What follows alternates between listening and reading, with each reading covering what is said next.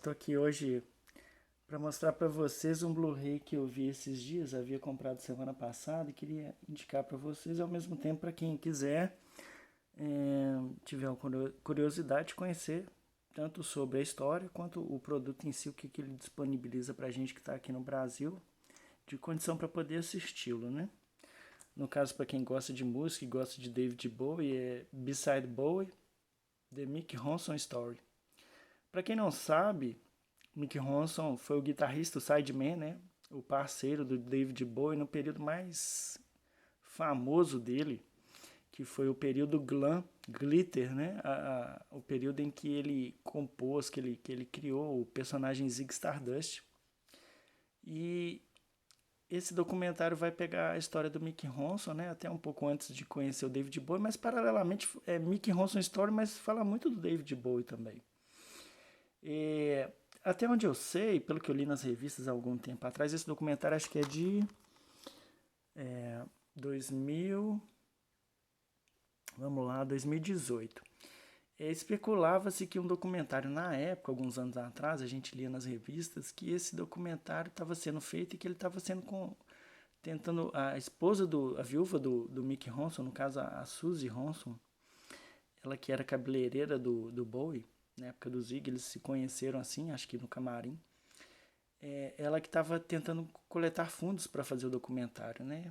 Acho que não sei se teve crowdfunding também. O diretor John Brewer é um cara que fez documentários sobre Bad Company. Ele faz documentários na área musical. É, não com o talento assim de um Irmãos Maislas ou com o talento daquele cara que fez a Ilha de Wright. Ele é muito bom. Ou The Appen Baker, né? É, Mas enfim, o outro eu esqueci da Ilha de Wright. Mas não com essa genialidade, mas é um cara honesto para fazer. Ele conta bem, narra bem a história, sabe transmiti-la, né? Através do documentário. Isso não saiu no Brasil, mas é o seguinte: quando eu vi pela web, dei um jeito de caçar, achar e ver. Eu vi com legenda em italiano, aliás, que me dificultou um pouco. Meu inglês não é 100%, eu tenho facilidade para ler inglês, mas não para falar fluentemente. Mas eu consigo ouvir, desde que falar mais lentamente. E na escrita também eu me saio bem, modéstia à parte. Então é o seguinte, ajuda para quem tem esse nível, vamos dizer assim, razoável de inglês, ajuda porque ele tem legenda em inglês, em alemão e francês também, se eu não me engano. Em inglês, certamente, tá? Tá aqui, tem alguns extras também. O disco é muito bonito.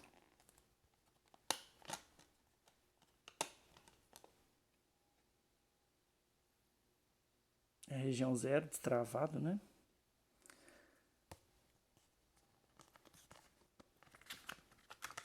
Vem um livreto e tem essa impressão de fundo, de contracapa, né? Também é muito legal. Tem um livreto.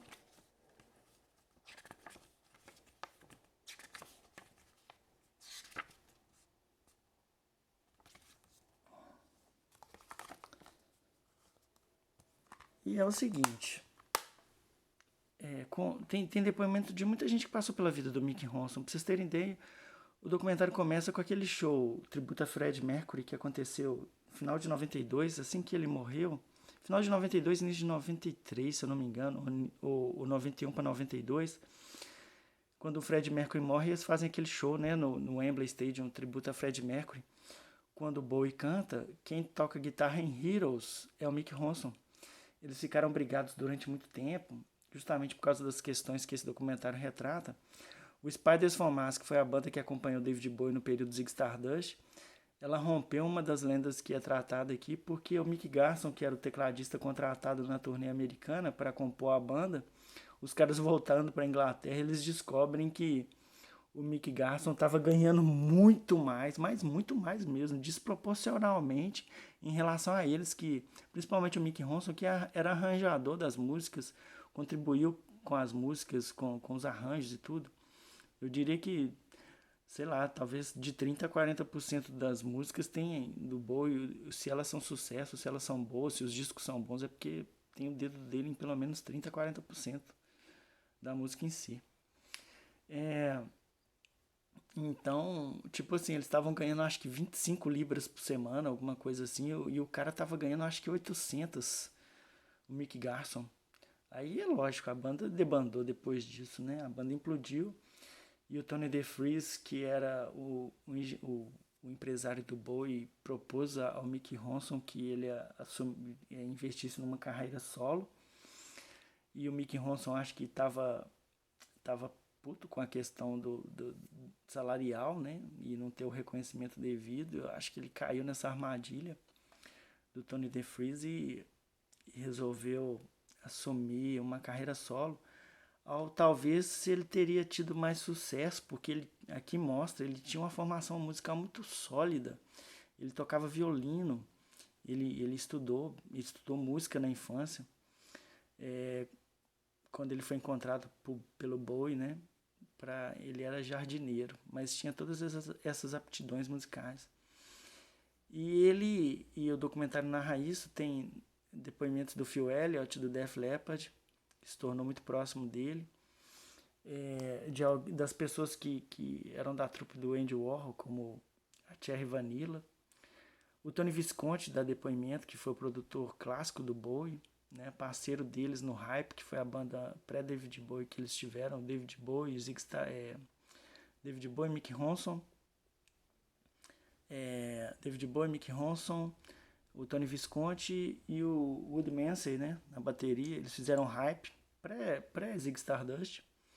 Tem depoimento do El Slick, que foi o guitarrista que substitui o Mick Ronson, também muito bom, que substitui o Mick Ronson, né, depois da saída dele, da banda do David Bowie. Tem depoimentos do Lou Reed, que para quem ele fez os arranjos de Walking the Wild Side, ajudou a produzir o disco Transformer do Bowie, que é um clássico, né? Inclusive, até o Mick Garson também dá depoimento. O Tony Zanetta, que foi gerente de viagem, né, de turnê da Man, que era a empresa do Tony DeFries, que gerenciava a carreira do David Bowie. Mick Rock, que é o fotógrafo, né, que deu a imagem, né, que ajudou a fazer a imagem do Glam nos anos 70. Tem ótimas fotos, inclusive do Syd Barrett também. Então tem depoimento de muita gente que realmente importa, e parece que, pelo que eu entendi, até o John Brewer, que é diretor do documentário, ele é pessoa in loco na cena, né? Ele participou daquela cena. Teve próximo deles. Esse Tony DeFries, ele tentou comprar, antes de investir no Bowie, eu não sabia disso, esse documentário mostra, ele tentou ser empresário do Steve Wonder. Ele foi para os Estados Unidos para empresariar o Steve Wonder, e o negócio deu para trás, lógico.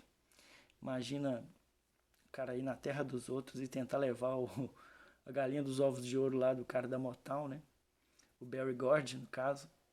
Mas aí trata como ele depois conseguiu chegar ao Bowie e as demais peças que viriam a integrar os Spiders from Mars, né? E tem o Ian Hunter, que depois que o Mick Ronson, a carreira dele não foi muito adiante, ele integrou o Mott The Hoople.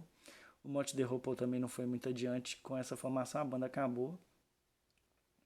E depois ele participou de alguns discos solos do Ian Hunter. Então recomendo para vocês Beside Bowie, The Mick Ronson Story. O último suspiro dele de genialidade, digamos assim, de vida também foi produzir o Your Arsenal do Morrissey. Mas curiosamente o Morrissey não dá as caras nesse documentário. Tá bom? Espero que vocês tenham gostado da indicação, vale a pena ver. Um abraço, até o próximo vídeo.